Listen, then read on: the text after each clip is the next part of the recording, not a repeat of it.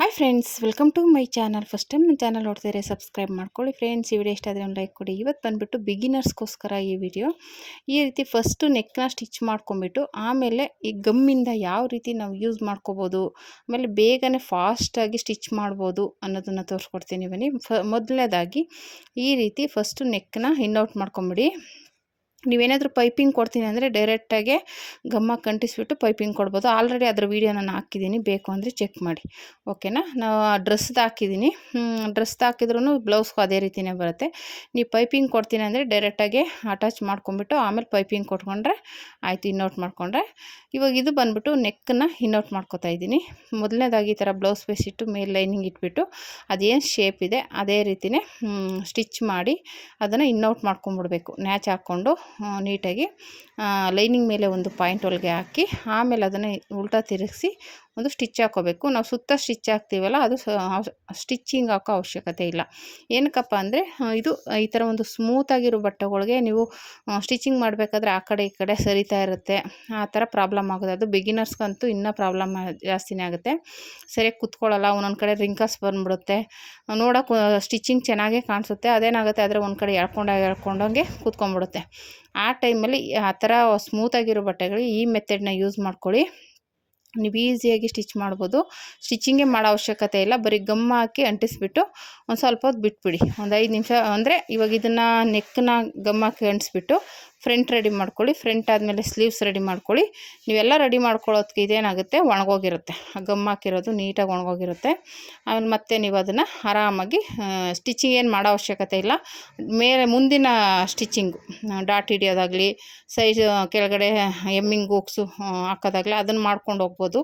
Side stitch ಹಾಕೋ ಅವಶ್ಯಕತೆ ಬರೋಲ್ಲ. ಓಕೆನಾ. ಈ ರೀತಿ ಮೊದಲನೇದಾಗಿ ಕೆಳಗಡೆ ಈ ಥರ ಸ್ವಲ್ಪ ಗಮ್ನ ಈ ಥರ ನಾನು ಡಾಟ್ ಇಡ್ತಿದ್ದೀನಲ್ಲ ಆ ಥರ ಇಟ್ಕೊಂಡು ಜಾಸ್ತಿ ಹಾಕೋಕೆ ಹೋಗ್ಬೇಡಿ, ಒಂದೊಂದು ಡಾಟ್ ಇಟ್ಕೊಂಡ್ರೆ ಸಾಕಾಗುತ್ತೆ. ಓಕೆನಾ. ಇಟ್ಕೊಂಡು ಈ ಥರ ಅದ್ರ ಮೇಲೆ ಫೋಲ್ಡ್ ಅಂಟಿಸ್ಬೇಕು. ಅದು ಹಾಕಿದ ತಕ್ಷಣ ಅಂಟ್ಕೊಳ್ಳುತ್ತೆ, ಒಂದು ಸ್ವಲ್ಪ ಹೊತ್ತು ಬಿಟ್ಟರೆ ಸಾಕು. ಆಮೇಲೆ ಅದು ಬಟ್ಟೆನ ನೀವ್ಕೋಬೇಕು. ನೀವು ಇವಾಗ ಹಾಕ್ಬಿಟ್ಟು ಬಿಟ್ಬಿಡಬಾರ್ದು. ನಿಮಗೆ ಅದು ಹೇಗೆ ಬಳಕುತ್ತೆ ಅದೇ ಥರನೇ ಈ ಥರ ಇಟ್ಟು ಆ ಕಡೆ ಈ ಕಡೆ ನೀವ್ಕೊಂಡು ರೆಡಿ ಮಾಡ್ಕೊಳ್ಳಿ. ಅವಾಗ ಏನಾಗುತ್ತೆ, ನಿಮಗೆ ಎಕ್ಸ್ಟ್ರಾ ಬಟ್ಟೆ ಎಲ್ಲ ಸೈಡ್ಗೆ ಹೋಗುತ್ತೆ. ಓಕೆನಾ. ಇವಾಗ ಇಲ್ಲಿ ನಾನು ತೋರಿಸ್ತಾ ಇದ್ದೀನಲ್ಲ ಅದೇ ರೀತಿಯೇ ಮಾಡಿ ಇವಾಗ ಮತ್ತೆ ಮೇಲ್ಗಡೆನೂ ಅದೇ ರೀತಿ ಗಮ್ ಹಾಕಿ ಅಂಟಿಸ್ಕೋಬೇಕಾಗುತ್ತೆ. ನಿಮ್ಗೆ ಅಷ್ಟು ಇದಾಗುತ್ತೆ ಅಂದರೆ ಈ ಥರ ಸ್ಕೇಲ್ ತೊಗೊಂಡು ಸ್ವಲ್ಪ ಸ್ಕೇಲ್ ನೀಟಾಗಿ ನೀವ್ಕೊಂಬನ್ನಿ. ಅವಾಗೇನಾಗುತ್ತೆ, ಎಕ್ಸ್ಟ್ರಾ ಬಟ್ಟೆ ಎಲ್ಲ ಸೈಡಿಗೆ ಬರುತ್ತೆ. ಕೆಳಗಡೆ ಮೇಲೆ ಆ ಥರ ಎಲ್ಲ ಕಡೆನೂ ಆ ಥರ ಸ್ಕೇಲಲ್ಲಿ ಒಂಚೂರು ನೀವಿದ್ರೆ ಸಾಕು. ನಿಮಗೆ ಎಕ್ಸ್ಟ್ರಾ ಬಟ್ಟೆ ಎಲ್ಲ ಸೈಡಿಗೆ ಬಂದು ನಿಂತ್ಕೊಳ್ಳುತ್ತೆ. ಯಾವಾಗ ಗಮ್ ಹಾಕಿರ್ತೀವಲ್ಲ ಅಲ್ಲಿ ಅಂಟ್ಕೊಳ್ಳುತ್ತೆ. ನೀವು ಗಮ್ ಹಾಕಿದ ತಕ್ಷಣವೇ ಸ್ವಲ್ಪ ಇದ್ದಂಗೆ ಆ ಥರ ನೀವ್ಕೊಬಿಡಿ. ಅವಾಗೇನಾಗುತ್ತೆ, ಎಕ್ಸ್ಟ್ರಾ ಬಟ್ಟೆ ಎಲ್ಲ ಸೈಡಿಗೆ ಬಂದುಬಿಡುತ್ತೆ. ಆಮೇಲೆ ನೀವು ಅದು ಅಂಟಿಸ್ಬಿಟ್ಟು ಎಕ್ಸ್ಟ್ರಾ ಬಟ್ಟೆನ ಕಟ್ ಮಾಡ್ಕೊಂಬಿಟ್ರೆ ಸಾಕು. ಆ ಗಮ್ಮಲ್ಲೇ ಅದು ನೀಟಾಗಿ ಅಂಟ್ಕೊಂಡು ಒಂದು ಲೆವೆಲ್ಗೆ ಆಗುತ್ತೆ. ನಾನು ಹೇಳ್ದಂಗೆ ಬ್ಯಾಕು ಫ್ರಂಟು ಸ್ಲೀವ್ಸು ಎಲ್ಲ ರೆಡಿ ಮಾಡ್ಕೊಳ್ಳೋ ಅಷ್ಟರಲ್ಲಿ ಅದು ಒಣಗೋಗಿರುತ್ತೆ. ನೀವು ಆಮೇಲೆ ಡೈರೆಕ್ಟಾಗಿ ಸ್ಟಿಚಿಂಗ್ ಮಾಡ್ಕೋಬೋದು. ಓಕೆನಾ. ತುಂಬಾ ಈಸಿಯಾಗಿ ಮಾಡ್ಬೋದು. ಅದು ಬಿಗಿನರ್ಸ್ಗಂತೂ ಇದು ತುಂಬಾ ಕಷ್ಟ ಆಗುತ್ತೆ. ಈ ಥರ ಸ್ಮೂತಾಗಿರೋ ಡೈಲಿ ವೇರ್ ಸ್ಯಾರಿಗಳು ಬಂದುಬಿಟ್ಟು ಸ್ಮೂತಾಗಿರುತ್ತೆ. ಆ ಥರ ಸೀರೆಗಳನ್ನ ಈ ಥರ ಸ್ಟಿಚಿಂಗ್ ಮಾಡುವಾಗ ತುಂಬಾ ಕಷ್ಟ ಆಗುತ್ತೆ. ಯಾಕೆಂದರೆ ನಾವು ಸ್ಟಾರ್ಟಿಂಗ್ ಎಲ್ಲ ಈ ಥರ ಅನುಭವಿಸಿದ್ದೀವಿ. ಆದರೆ ಈಗೆಲ್ಲ ಈ ಥರ ಒಂದು ಟ್ರಿಕ್ ಉಪಯೋಗಿಸ್ಕೊಂಡ್ರೆ ಸಾಕು, ನೀವು ಆರಾಮಾಗಿ ಸ್ಟಿಚ್ ಮಾಡ್ಕೋಬೋದು. ನಾನು ಹೇಳ್ದಂಗೆ ನೀವು ಇನ್ಔಟ್ ಮಾಡಲ್ಲ, ಡೈರೆಕ್ಟಾಗಿ ಪೈಪಿಂಗ್ ಕೊಡ್ತೀವಿ ಅನ್ನೋದಾದರೆ ಇನ್ನೂ ಈಸಿಯಾಗಿ ಮಾಡ್ಕೋಬೋದು. ಡೈರೆಕ್ಟಾಗಿ ನೀವು ಅಂಟಿಸ್ಬಿಟ್ಟು ಆಮೇಲೆ ಡೈರೆಕ್ಟಾಗಿ ಸ್ಟಿಚ್ ಮಾಡ್ಕೋಬೋದು. ಓಕೆನಾ. ಇವಾಗ ಇದು ಇನ್ಔಟ್ ಮಾಡೋದ್ರಿಂದ ನಾವು ಇನ್ಔಟ್ ಮಾಡಿ ಆಮೇಲೆ ಅಂಟಿಸ್ಬೇಕು. ಅದು ನೀವು ಪೈಪಿಂಗ್ ಕೊಡ್ತೀನಿ ಅನ್ನೋದಾದರೆ ಡೈರೆಕ್ಟಾಗಿ ಅಂಟಿಸ್ಬಿಟ್ಟು ಒಂದು ಸಲ ಪೈಪಿಂಗ್ ಕೊಟ್ಬಿಟ್ಟು ರೆಡಿ ಮಾಡ್ಕೊಂಬಿಡ್ಬೋದು. ತುಂಬಾ ಈಸಿಯಾಗುತ್ತೆ. ಓಕೆನಾ. ಈ ಥರ ಅಂಟಿಸ್ಬಿಟ್ಟು ಎಕ್ಸ್ಟ್ರಾ ಬಟ್ಟೆ ಏನಿರುತ್ತೆ ಅದನ್ನೆಲ್ಲ ತೆಗೆದುಬಿಡಿ. ತೆಗ್ದಾದ್ಮೇಲೆ ನೀಟಾಗಿ ಸೈಡ್ಗೆ ಇಟ್ಬಿಡಿ. ಓಕೆನಾ. ಇವಾಗ ಇದು ರೆಡಿ ಆಯಿತು. ಈಗ ಫ್ರಂಟ್ ರೆಡಿ ಮಾಡ್ಕೋಬೇಕು. ಫ್ರಂಟ್ಗೂ ಸೇಮ್ ಇದೇ ರೀತಿಯೇ ಅಂಟಿಸ್ಕೊಂಡು ರೆಡಿ ಅಂದರೆ ಫಸ್ಟ್ ಸ್ಟಿಚ್ ಮಾಡ್ಕೋಬೇಕು. ನೆಕ್ಕನ್ನ ಸ್ಟಿಚ್ ಮಾಡ್ಕೋಬೇಕಾಗುತ್ತೆ. ಫ್ರಂಟ್ದು 2 ಪೀಸನ್ನು ಈ ಥರ ಕರೆಕ್ಟಾಗಿ ಆ ಕಡೆ ಒಂದು ಪೀಸ್ ಈ ಕಡೆ ಒಂದು ಪೀಸ್ ಇಟ್ಕೊಳ್ಳಿ. ಕನ್ಫ್ಯೂಸ್ ಮಾಡ್ಕೋಬೇಡಿ, ಒಂದೇ ಸೈಡ್ ಆಗಿಬಿಡುತ್ತೆ ಅನ್ನೋದಕ್ಕೋಸ್ಕರ. ಇವಾಗ ಇದು ಫಸ್ಟು ನೆಕ್ಕನ್ನ ಸ್ಟಿಚ್ ಮಾಡ್ಕೊಂಬಿಡಬೇಕು. ಸ್ಟಿಚ್ ಮಾಡ್ಕೊಂಡಾದಮೇಲೆ ಅದನ್ನ ಇನ್ಔಟ್ ಮಾಡಿಕೊಂಡು ಆಮೇಲೆ ಗಮ್ ಹಾಕಬೇಕಾಗುತ್ತೆ. ನಾನು ಹೇಳ್ದಾಗೆ ಆಗಲೇ ಹೇಳಿದೆ, ನೀವೇನಾದರೂ ಪೈಪಿಂಗ್ ಕೊಡ್ತೀನಿ ಅಂದರೆ ಹಿಂಗೆ ಮಿಷಿನ್ ಮೇಲೆ ಇಟ್ಕೊಂಡು ಅಂಟಿಸೋ ಅವಶ್ಯಕತೆ ಇರಲ್ಲ. ನೀವು ಡೈರೆಕ್ಟಾಗಿ ಕೆಳಗಡೆನೇ ಇಟ್ಕೊಂಡು ನೀಟಾಗಿ ಅಂಟಿಸ್ಬಿಟ್ಟು ಆಮೇಲೆ ಸ್ಟಿಚಿಂಗ್ ಮಾಡ್ಬೋದು. ಆವಾಗ ಡೈರೆಕ್ಟಾಗಿ ಪೈಪಿಂಗ್ನೇ ಕೊಡ್ಬೋದು. ನೀವು ಏನು ಸುತ್ತ ಸ್ಟಿಚಿಂಗ್ ಹಾಕೋ ಅವಶ್ಯಕತೆ ಇರೋದಿಲ್ಲ. ಓಕೆನಾ. ಇದು ಇನ್ಔಟ್ ಮಾಡ್ತೀನಿ ಅನ್ನೋದು ಅಂದರೆ ಮಾತ್ರ ಈ ಥರ ಫಸ್ಟು ಫ್ರಂಟ್ನ ಸ್ಟಿಚ್ ಮಾಡಿಕೊಂಡು ಆಮೇಲೆ ನೀವು ಸುತ್ತ ಗಮ್ ಹಾಕಿ ಅಂಟಿಸ್ಕೋಬೇಕಾಗುತ್ತೆ. ಓಕೆನಾ. ಇಲ್ಲ ಅಂದರೆ ನಾನು ಹೇಳ್ದಂಗೆ ಅದಾದರೆ ಇನ್ನೂ ಸುಲಭನೇ ಈಸಿಯಾಗಿರುತ್ತೆ ಪೈಪಿಂಗ್ ಕೊಟ್ಟರೆ. ಇವಾಗ ಇದಾದರೆ ಸ್ವಲ್ಪ ಇನ್ನೋಟ್ ಮಾಡಿಕೊಂಡು ಮಾಡಬೇಕಾಗುತ್ತೆ. ಇದು ಬಂದುಬಿಟ್ಟು ಸ್ಮೂತಾಗಿರೋ ಸೀರೆಗಳಿಗೆ ಯೂಸ್ ಮಾಡಿ. ಆದರೆ ಗಮ್ ಹಾಕುವಾಗ ಸ್ವಲ್ಪ ನೋಡ್ಕೊಂಡು ಹಾಕಿ, ಜಾಸ್ತಿ ಹಾಕಿ ಆ ಕಡೆ ಈ ಕಡೆ ಎಲ್ಲ ಅಂಟ್ಕೊಳ್ಳೋ ಥರ ಮಾಡಬೇಡಿ. ಕರೆಕ್ಟಾಗಿ ನಾನು ತೋರಿಸಿದ್ದೀನಲ್ಲ ಅಷ್ಟೇ ಸೈಡಿಗೆ ಮಾತ್ರ ಒಂದೊಂದು ಡಾಟ್ ಇಟ್ಕೊಂಡು ಮಾಡ್ಕೋಬೇಕಾಗುತ್ತೆ. ಸುಮ್ಮನೆ ಬೇರೆ ಹಾಕ್ಬಿಟ್ರೆ ಏನ್ಬಿಡುತ್ತೆ, ಆ ಕಡೆ ಈ ಕಡೆ ಜಾಸ್ತಿ ಆಗಿಬಿಡುತ್ತೆ. ಅದಕ್ಕೆ ಒಂದೊಂದು ಚಿಕ್ಕ ಚಿಕ್ಕ ಡಾಟ್ ಇಟ್ಟರೆ ಸಾಕು. ಜಾಸ್ತಿ ಹೆವಿಯಾಗಿ ಏನು ಇಡೋದೇನು ಬೇಡ, ಒಂದು ಚಿಕ್ಕ ಚಿಕ್ಕದು ಡಾಟ್ ಇಟ್ಬಿಟ್ರೆ ಸಾಕಾಗುತ್ತೆ. ಓಕೆನಾ? ಈ ರೀತಿ ನೀಟಾಗಿ ಈ ರೀತಿ ಡಾಟ್ ಇಟ್ಟಾದಮೇಲೆ ಅದನ್ನ ನೀಟಾಗಿ ಫೋಲ್ಡ್ ಮಾಡ್ಕೊಳ್ಳಿ. ನಾನು ಹೇಳ್ದಂಗೆ ಅದು ಸ್ಮೂತಾಗಿರೋದ್ರಿಂದ ಬಟ್ಟೆ ಅದು ಹೇಗಿರುತ್ತೆ ಹಾಗೇ ಇಡಬೇಕು. ನೀವು ಮೇಲೆ ಕೆಳಗೆ ಎಳೆಯೋಕ್ಕೆ ಹೋದ್ರೆ ಏನಾಗುತ್ತೆ, ನೀಟಾಗಿ ಕುತ್ಕೊಳ್ಳಲ್ಲ, ರಿಂಕಲ್ಸ್ ಬಂದುಬಿಡುತ್ತೆ. ಅದನ್ನ ಈ ಥರ ನೀಟಾಗಿ ಒಂದು ಕಡೆಯಿಂದ ಕೆಳಗಡೆಗೆ ಸೈಡ್ಗೆಲ್ಲ ನೀವ್ಕೊಳ್ಳಿ. ಆವಾಗ ಅದು ನಮಗೆ ನೀಟಾಗಿ ಕುತ್ಕೊಳ್ಳುತ್ತೆ. ಬಟ್ಟೆ ಎಕ್ಸ್ಟ್ರಾ ಬಟ್ಟೆ ಎಲ್ಲ ಸೈಡಿಗೆ ಬಂದುಬಿಡುತ್ತೆ. ಆ ಎಕ್ಸ್ಟ್ರಾ ಬಟ್ಟೆನ ತೆಗೆದುಬಿಡಿ. ಅವಾಗ ಗಮ್ ಹಾಕಿರ್ತೀವಲ್ಲ, ನಾನು ಹೇಳ್ದಂಗೆ ಬ್ಯಾಕ್ ರೆಡಿ ಮಾಡಿಬಿಡಿ, ಆಮೇಲೆ ಫ್ರಂಟ್ ರೆಡಿ ಮಾಡಿಬಿಡಿ. ಆಮೇಲೆ ಸ್ಲೀವ್ಸ್ ಇವಾಗ ಈ ಥರ ರೆಡಿ ಮಾಡಿ ಇಟ್ಬಿಟ್ರೆ ಅದೇನಾಗುತ್ತೆ, ಗಮ್ ಹಾಕಿರ್ತೀವಲ್ಲ ಒಣಕೊಳ್ಳುತ್ತೆ. ಆಮೇಲೆ ನೀವು ಡೈರೆಕ್ಟಾಗಿ ಡಾಟ್ ಹಿಡಿದುಬಿಟ್ಟು ಇದು ಬೆಲ್ಟ್ ರೆಡಿ ಮಾಡಿಕೊಂಡು ಅಟ್ಯಾಚ್ ಮಾಡ್ಕೊಬೋದು. ಸೈಡಲ್ಲೆಲ್ಲ ಸ್ಟಿಚಿಂಗ್ ಹಾಕೋ ಅವಶ್ಯಕತೆ ಇರೋಲ್ಲ. ಅಂದರೆ ನೀಟಾಗಿ ಆಲ್ರೆಡಿ ನಾವು ಗಮ್ಮ ಕಂಡಿಸಿರೋದ್ರಿಂದ ಅದೇನು ಓಪನ್ ಆಗೋಲ್ಲ, ನೀಟಾಗಿರುತ್ತೆ. ಓಕೆನಾ? ನಾನು ಹೇಳ್ದಂಗೆ ಸೈಡಿಗೆ ಕರೆಕ್ಟಾಗಿ ಹಾಕಿ, ಸೈಡಲ್ಲಿ ಹಾಕೋದ್ರಿಂದ ನಾವು ಸ್ಟಿಚಿಂಗೆಲ್ಲ ಮಾಡಿದಾಗ ಸರಿ ಹೋಗುತ್ತೆ. ಅಂದರೆ ಲಾಸ್ಟಲ್ಲಿ ಸ್ಟಿಚ್ ಮಾಡ್ಕೋತೀವಲ್ಲ, ಹಾಗಾಗಿ ನೀವು ಮಧ್ಯದಲ್ಲೆಲ್ಲ ಗಮ್ಮೆಲ್ಲ ಆ ಕಡೆ ಈ ಕಡೆ ಆಗೋ ಥರ ಮಾಡ್ಕೋಬೇಡಿ. ಓಕೆನಾ? 2 ಸ್ಲೀವ್ಸದ್ದು ತೋರಿಸ್ತಾ ಇದ್ದೀನಿ. ಸೇಮ್ ಅದೇ ರೀತಿಯೇ ಮೊದಲು ಇನ್ನೌಟ್ ಮಾಡ್ಕೋಬೇಕು.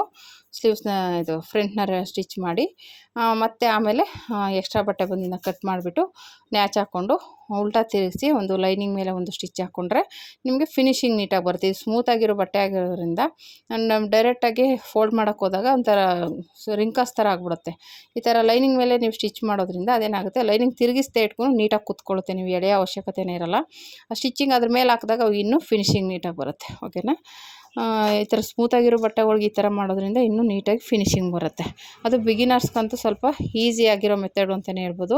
ಇವಾಗ ಬಟ್ಟೆ ಆ ಕಡೆ ಈ ಕಡೆ ಎಳ್ಕೊಳ್ಳೋದೆಲ್ಲ ಅವಾಯ್ಡ್ ಆಗುತ್ತೆ, ನೀಟಾಗಿ ಕುತ್ಕೊಂಡ್ಬಿಡುತ್ತೆ. ಓಕೆನಾ? ಈ ಥರ ಗಮ್ ಹಾಕ್ಕೊಂಡ್ಸೋದ್ರಿಂದ ಸ್ಟಿಚಿಂಗ್ ಆದಮೇಲೆ ನಿಮಗೆ ಆವಾಗ ಎಕ್ಸ್ಟ್ರಾ ಬಟ್ಟೆ ಬಂದಿದ್ದೆಲ್ಲ ಸೈಡಿಗೆ ಬಂದುಬಿಡುತ್ತೆ, ನೀಟಾಗಿ ಕುತ್ಕೊಳ್ಳುತ್ತೆ. ನಾನು ಇಲ್ಲಿ ತೋರಿಸ್ತಾ ಇದ್ದೀನಿ. ಈ ಥರ ಸೈಡಿಗೆ ಮಾತ್ರ ಹಾಕಿ ಗಮ್ನ ಸುಮ್ಮನೆ ಸಣ್ಣ ಡಾಟ್ ಇಟ್ಕೊಂಡೋಗಿ ಆವಾಗ ನೀಟಾಗಿ ಬರುತ್ತೆ. ಓಕೆನಾ? ಇವಾಗ ಅದ್ರ ಮೇಲೆ ನೀಟಾಗಿ ಇಟ್ಬಿಟ್ಟು ಅದನ್ನು ನೀವ್ಕೊಂಡ್ರೆ ಸಾಕು. ಆವಾಗ ನೀಟಾಗಿ ಕೂತ್ಕೊಳ್ಳುತ್ತೆ. ನಾನು ಹೇಳ್ದಂಗೆ ಒಂದೊಂದು ಸ್ಟೆಪ್ ಬೈ ಸ್ಟೆಪ್ಪು ರೆಡಿ ಮಾಡಿ ಇಟ್ಬಿಡಿ. ಅದು ಒಣಗಿದ ತಕ್ಷಣ ನಿಮ್ಗೆ ಎಲ್ಪರ್ ಇದ್ದರೆ ಸ್ವಲ್ಪ ಅದು ಕಟ್ ಮಾಡಿಬಿಡಿ. ಸೈಡಲ್ಲಿರೋದು ಅಂದರೆ ಅದು ಕಟ್ ಮಾಡಿಬಿಟ್ರೆ ನೀವು ಆಗ ಇನ್ನೂ ಬೇಗನೆ ಸ್ಟಿಚ್ ಮಾಡ್ಕೊಬೋದು. ಓಕೆನಾ? ನಿಮಗೆ ನಿಮ್ಮ ಮಕ್ಕಳಾಗಲಿ ಯಾರಾದರೂ ಸ್ವಲ್ಪ ಕಟಿಂಗ್ ಮಾಡೋ ಥರ ಇರೋರು ಇದ್ದರೆ ಅದನ್ನು ಕಟ್ ಮಾಡಿಸ್ಬಿಟ್ರೆ ನೀವು ಆರಾಮಾಗಿ ಸ್ಟಿಚಿಂಗ್ ಮಾಡ್ಕೊಬೋದು. ಓಕೆನಾ? ಈ ರೀತಿ ಮಾಡ್ಕೊಬೋದು. ಇಲ್ಲಾಂದರೆ ನೀವೇನು ಅದೆಲ್ಲನೂ ಅಂಟಿಸ್ಬಿಟ್ಟು ಇಟ್ಬಿಟ್ಟು ಲಾಸ್ಟಲ್ಲಿ ಮತ್ತೆ ತೊಗೊಂಡು ಅದನ್ನ ಕಟ್ ಮಾಡಿಬಿಟ್ಟು ಡೈರೆಕ್ಟಾಗಿ ಸ್ಟಿಚಿಂಗ್ ಮಾಡ್ಕೊಬೋದು. ಅಷ್ಟೊತ್ತಿಗೆಲ್ಲ ಒಣಗಿರುತ್ತೆ, ಮಾಡ್ಬೋದು. ಇಲ್ಲ ಅಂಟಿಸ್ಬಿಟ್ಟು ಹಂಗೆ ಕಟ್ ಮಾಡಿಬಿಟ್ಟು ಇಟ್ಟರು ನಡೆಯುತ್ತೆ. ನಾನು ಅಲ್ಲಲ್ಲೇ ಅಂಟಿಸಿ ಅಲ್ಲೇ ತೆಗೆದುಬಿಟ್ಟೆ ಸೈಡಲ್ಲಿರೋದು ಬಟ್ಟೆನ. ಆ ರೀತಿಯೂ ಮಾಡ್ಬೋದು. ನಿಮ್ಗೆ ಯಾವ್ದು ಅನುಕೂಲ ಆಗುತ್ತೆ ಆ ರೀತಿ ಮಾಡಿ. ಬಿಗಿನರ್ಸ್ಗಂತೂ ತುಂಬಾ ಹೆಲ್ಪ್ಫುಲ್ ಆಗುತ್ತೆ ಈ ರೀತಿ ಮಾಡೋದ್ರಿಂದ. ನೀವು ಆರಾಮಾಗಿ ಈ ಥರ ಸ್ಮೂತಾಗಿರೋ ಬ್ಲೌಸ್ನ ಸ್ಟಿಚಿಂಗ್ ಮಾಡೋಕ್ಕೆ ತುಂಬಾ ಕಷ್ಟಪಡೋರು ಈ ಮೆಥಡ್ ಯೂಸ್ ಮಾಡ್ಕೊಳ್ಳಿ. ತುಂಬ ಈಸಿಯಾಗಿ ಸ್ಟಿಚ್ ಮಾಡ್ಕೊಬೋದು. ಓಕೆನಾ? ಒಂಚೂರು ರಿಂಕಲ್ಸ್ ಬರೋಲ್ಲ, ನೀಟಾಗಿ ಬರುತ್ತೆ. ನಾನು ಹೇಳ್ದಂಗೆ ಆಮೇಲೆ ಐರನ್ ಬಾಕ್ಸ್ ಇದ್ದರೆ ಒಂಚೂರು ಐರನ್ ಮಾಡ್ಕೊಂಬಿಡಿ, ಇನ್ನೂ ಸಖತ್ತಾಗಿರುತ್ತೆ. ಒಂಚೂರು ರಿಂಕಲ್ಸ್ ಇಲ್ದೇ ಅವಾಯ್ಡ್ ಆಗುತ್ತೆ. ಓಕೆನಾ? ಈ ರೀತಿ ಸ್ಲೀವ್ಸ್ಗೂ ಅಷ್ಟೇ ಫಸ್ಟ್ ಸ್ಟಿಚ್ ಮಾಡ್ಕೊಳ್ಳಿ. ಆಮೇಲೆ ಮತ್ತೆ ಲೈನಿಂಗ್ ಮೇಲೆ ಒಂದು ಪಾಯಿಂಟ್ ಹೊಲಿಗೆ ಹಾಕ್ಕೊಂಡು ಮತ್ತು ಅದನ್ನು ಫೋಲ್ಡ್ ಮಾಡಬೇಕಾದ್ರೆ ಗಮ್ ಹಾಕ್ಬಿಟ್ಟು ಆಮೇಲೆ ಒಂದು ಸ್ಟಿಚ್ ಹಾಕ್ಕೊಳ್ಳಿ, ನೀಟಾಗಿರುತ್ತೆ. ಓಕೆನಾ? ಈ ರೀತಿ ಇದನ್ನು ಅಷ್ಟೇ ಗಮ್ ಹಾಕ್ಬಿಟ್ಟು ಎಕ್ಸ್ಟ್ರಾ ಬಟನ್ನೆಲ್ಲ ನೀವು ಬಿಟ್ಟು ಒಂದು ಕಟ್ ಮಾಡ್ಕೊಂಬಿಟ್ರೆ ಆಯಿತು. ಈ ರೀತಿ ನೀವು ಆರಾಮಾಗಿ ಬಿಗಿನರ್ಸು ಗಮ್ಮನ್ನ ಉಪಯೋಗಿಸ್ಕೊಂಡು ಈ ಥರ ಯೂಸ್ ಮಾಡ್ಕೊಬೋದು. ಇದು ಡ್ರೆಸ್ ಆಗಲಿ, ಗೌನ್ ಆಗಲಿ, ಬ್ಲೌಸ್ ಆಗಲಿ, ಯಾವುದೇ ಆಗಲಿ ಸ್ಮೂತಾಗಿರೋ ಬಟ್ಟೆಗೆ ಯೂಸ್ ಮಾಡ್ಕೊಬೋದು. ಓಕೆನಾ? ಇವಾಗ ಬ್ಲೌಸ್ ಒಂದಕ್ಕೆ ಅಂತ ಏನಿಲ್ಲ. ನೀವು ಡ್ರೆಸ್ಗಳು ಹೊಲಿದ್ರೆ ಅದು ಸ್ಮೂತಾಗಿರೋ ಬಟ್ಟೆಗಾಗಲಿ, ಇಲ್ಲ ನಿಮಗೆ ಆ ಥರ ಸ್ಟಿಚಿಂಗ್ ಮಾಡೋಕ್ಕೆ ಸ್ವಲ್ಪ ಹಿಂಸೆ ಆಗುತ್ತೆ ಅಂದರೆ ಈ ಥರ ಗಮ್ ಹಾಕೊಂಡು ಬಿಟ್ಬಿಡಿ. ಆಮೇಲೆ ಡೈರೆಕ್ಟಾಗಿ ನೀವು ಸ್ಟಿಚಿಂಗ್ ಮಾಡ್ಕೊಬೋದು. ಓಕೆನಾ? ಅಂದ್ಬಿಟ್ಟು ಸ್ಮೂತಾಗಿರೋಕ್ಕಾದರೆ ರಿಂಕಲ್ಸ್ ಅವಾಯ್ಡ್ ಆಗುತ್ತೆ ಅಂತ. ಮಾಮೂಲಿ ಬಟ್ಟೆಗಾದರೆ ಇನ್ನೂ ಬೇಗನೆ ಅಂಟಿಸ್ಬಿಟ್ಟು ಇನ್ನೂ ಬೇಗನೆ ಸ್ಟಿಚ್ ಮಾಡ್ಕೊಬೋದು, ತೊಂದರೆ ಏನಿಲ್ಲ. ಆದರೆ ಈ ಥರದ ಬಟ್ಟೆಗಳಾದರೆ ನಾವು ಸ್ಟಿಚಿಂಗ್ ಮಾಡಬೇಕಾದ್ರೆ ಆ ಕಡೆ ಈ ಕಡೆ ರಿಂಕಲ್ಸ್ ಬರುತ್ತೆ ಅನ್ನೋದಕ್ಕೋಸ್ಕರ ಗಮ್ ಹಾಕಿದಾಗ ನೀಟಾಗಿರುತ್ತೆ ಅಂತ ಮಾಡ್ಬೋದು. ಓಕೆನಾ? ಹಾಗಾಗಿ ಈ ರೀತಿ ಟ್ರೈ ಮಾಡಿ, ಬಿಗಿನರ್ಸು ಯೂಸ್ ಮಾಡ್ಕೊಳ್ಳಿ ಈ ಮೆಥಡ್ನ. ಆರಾಮಾಗಿ ಸ್ಟಿಚಿಂಗ್ ಮಾಡ್ಬೋದು. ಆಮೇಲೆ ಹೇಳ್ದಂಗೆ ನೀವು ಈ ಥರ ರೆಡಿ ಮಾಡ್ಕೊಂಡ್ರೆ ಬೇಗ ಸ್ಟಿಚಿಂಗ್ ಮಾಡ್ಬೋದು. ಆರಾಮಾಗಿ ಬೇಗ ಬ್ಲೌಸ್ಗಳನ್ನೆಲ್ಲ ಸ್ಟಿಚ್ ಮಾಡಿಕೊಂಡು ದಿನಕ್ಕೆ 5ರಿಂದ 10 ಬ್ಲೌಸ್ನ ಸ್ಟಿಚ್ ಮಾಡ್ಬೋದು. ಈ ಥರ ಸ್ಮೂತಾಗಿರೋ ಬಟ್ಟೆಗಳು ಅಂದ್ಬಿಟ್ಟು ಇವಾಗ ಎಷ್ಟೋ ಸಲ ಅದು ಆ ಕಡೆ ಈ ಕಡೆ ಎಳ್ಕೊಂಡು ಮಾಡಿಕೊಂಡು ಸ್ಟಿಚಿಂಗ್ ಮಾಡೋಕ್ಕೆ ಕಷ್ಟನೇ ಆಗ್ತಾ ಇರುತ್ತೆ. ಆ ಥರದಲ್ಲಿ ಈ ಥರ ಗಮ್ ಯೂಸ್ ಮಾಡಿಕೊಂಡ್ರೆ ನೀವು ಒಂದು 5ರಿಂದ 10 ಬ್ಲೌಸ್ನ ಸ್ಟಿಚ್ ಮಾಡ್ಬೋದು. ನಾನು ಹೇಳ್ದಂಗೆ ಒಬ್ರು ಯಾರಾದರೂ ಹೆಲ್ಪರ್ ಇದ್ದರೆ ನೀವು ಸ್ಟಿಚ್ ಮಾಡಿ ಸೈಡ್ನ ಸ್ಟಿಚ್ ಮಾಡಿಕೊಟ್ರೆ ಅವ್ರಿಗೆ ಸ್ವಲ್ಪ ಗಮ್ ಹಾಕಿ ಅಂಟಿಸ್ಬಿಟ್ರೆ ಇನ್ನು ಆಮೇಲೆ ಅದನ್ನ ಸೈಡ್ ಕಟ್ ಮಾಡಿಕೊಟ್ರೆ ನೀವು ಆರಾಮಾಗಿ ಬೇಗ ಬೇಗ ಸ್ಟಿಚ್ ಮಾಡ್ಕೊಬೋದು. ನಿಮಗೆ ಆ ಥರ ಹೆಲ್ಪ್ ಮಾಡೋರು ಇದ್ದರೆ ಓಕೆನಾ. ಈ ಥರ ಯೂಸ್ ಮಾಡಿಕೊಂಡು ಟ್ರೈ ಮಾಡಿ ಹೇಗೆ ಬಂತು ಅಂತ ಕಮೆಂಟ್ ಮಾಡಿ. ಓಕೆನಾ ಫ್ರೆಂಡ್ಸ್, ತುಂಬಾ ಯೂಸ್ಫುಲ್ ಆಗಿರೋ ಗಮ್ ಟಿಪ್ನ ಯೂಸ್ ಮಾಡ್ಕೊಳ್ಳಿ. Thank you for watching friends.